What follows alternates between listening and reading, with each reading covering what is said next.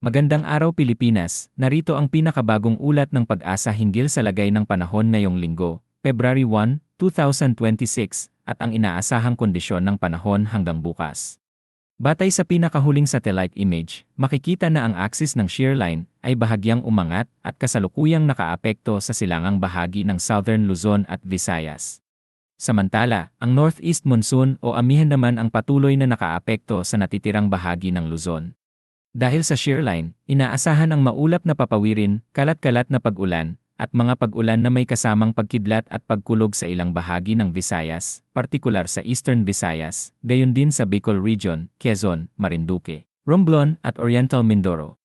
Pinapayuhan ang mga residente sa mga nabanggit na lugar na mag-ingat sa posibleng pagbaha at pagguho ng lupa, lalo na sa mga lugar na nakaranas na ng tuloy-tuloy na pag-ulan nitong mga nagdaang araw.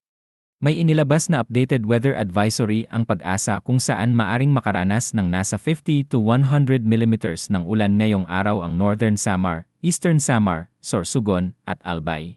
Dahil dito, posible ang biglaang pagbaha sa mga mabababang lugar at mga lugar na malapit sa mga ilog, pati na rin ang landslides sa mga landslide-prone areas.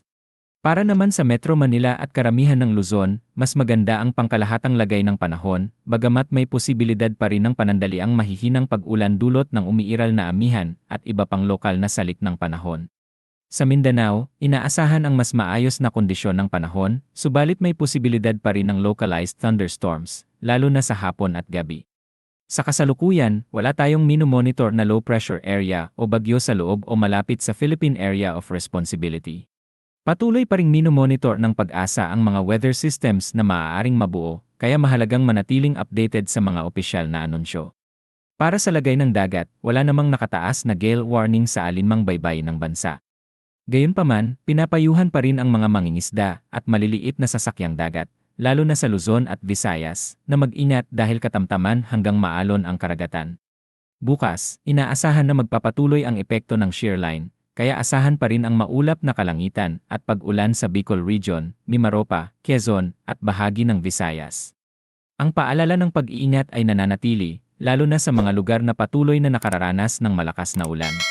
Para naman lagi kang updated sa latest na lagay ng panahon, pakiclick mo lang ang subscribe button para sa napapanahong updates.